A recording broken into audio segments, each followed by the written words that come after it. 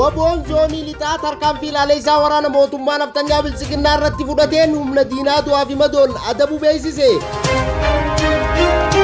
Jiraattonni aanaalee jaardagaa jaartee fi giddaa ayyaana qaama gaafa naftanyaan lafaa dhufaa fannoo ofiin jedhu nutti duulan nuuf birmatee wareegama barbaachisu waliin kafaleef kabaja guddaa qabnaa jedhan. Magaalaa Naqamtee keessatti waraanni mootummaa naftanyaa bilchiginaa barataa tokko rasaasaan madeessuun dhagahame. Bitoota isa 17,2026 ashamaa harka fuun hordoftoota miidiyaa walabummaa Oromiyaa kanneen hangafoota oduutii bal'ina oduutii fangadhuma sagantaa keenyaatti naa waliin turaan afeerraa kooti.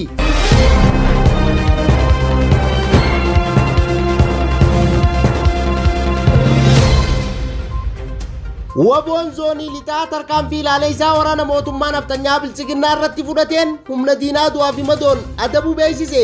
Bal'ina oduutiif jaalduniyaa waan qindeeffatte qabdi. Guyyaa kaleessaa jechuun bitootessa 16,2026 waboon zoonii lixaa godina Iluu Abbaa Booraa aanaa Diramuu bakka Odaa jedhamutti tarkaanfii loltoota mootummaa naftanyaa Koloneel Abiyyi irratti fudhateen injifannoo boonsaa gonfatu ajajaa woboo bakkichaa miidiyaa walabummaa Oromiyaatti hime.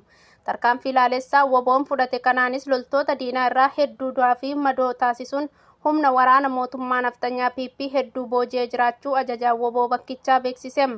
Gama meeshaatiin qawwee ekemii turkii fi rasaasa boombiiwwan hedduu irraa hiikuun moonaa qabsoo bilisummaa Oromootiif galii godhee jiraachuu itti dabaluun ajajaa woboo bakkichaa miidiyaa walabummaa Oromiyaatti hime. Injifannoon uummata Oromootiif qabsoon itti fufaa Oromiyaan biyya. Jiraattonni aanaalee jaardagaa jaartee fi giddaa ayyaana qaama gaafa naftanyaan lafaa dhufaa fannoo ofiin jedhu nutti duulan nuuf birmatee wareegama barbaachisu waliin kafaleef kabaja guddaa qabnaa jedhan. Bal'ina oduutiif jaalmagarsaan waan qindeeffate qaba. Qaama gaafa naftanyaan lafaa dhufaa fannoo ofiin jedhu nutti duulan nuuf birmatee wareegama barbaachisaa waliin kaffaluuf kabaja guddaa qabna jedhan jiraattonni aanaalee jaartee jaardagaa fi giddaa ayyaana. Godina Horroo Gurruu Wallaggaa aanaa jaartee jaardagaa fi godina Wallaggaa Bahaa aanaa giddaa ayyaanaatti jiraattonni miidiyaa walabummaa Oromiyaa dubbisan haleellaa humnoota naftanyaa lafaa dhufaa faannootiin uummanni gatii guddaa kaffaluu dubbatu. Akkasis ta'e yeroo hedduu gatii guddaan kan kaffalchiisaa jiru birmannaa saffisaan dhabuu fi rakkoo sana waaraan furuuf irratti hojjetamuu dhabuudha jedhu.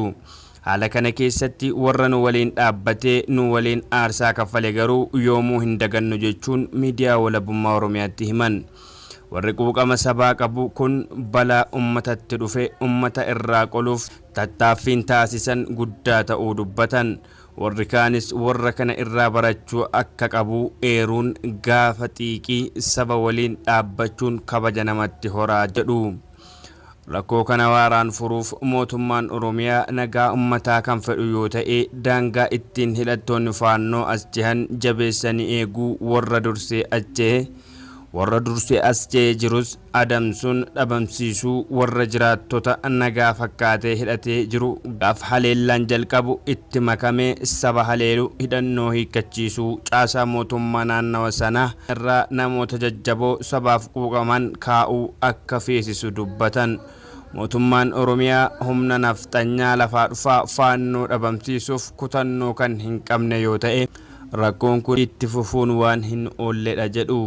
Rakkoon kun nurra bubbuluun mootummaa humna naftanyaa lafaa dhufaa faannoo balleessuuf fedhii hin qabu gara jedhutti nu geessaa jedhan. Magaalaa Naqamtee keessatti waraanni mootummaa naftanyaa bilchiginaa barataa tokko rasaasaan madeessuun dhagahame.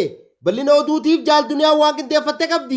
Godina Baha Wallaggaa bulchiinsa magaalaa Naqamtee ganda duwwaa 3 iddoo addaa Waachaa jedhamutti waraanni mootummaa naftanyaa bilchiginaa torbaan darbe keessa barataa maqaan isaa Firaa'ol Maaher jedhamu badii tokko malee rasaasa itti roobsuun madeessanii jiraachuu maddeen miidiyaa walabummaa Oromiyaatti himanii jiru.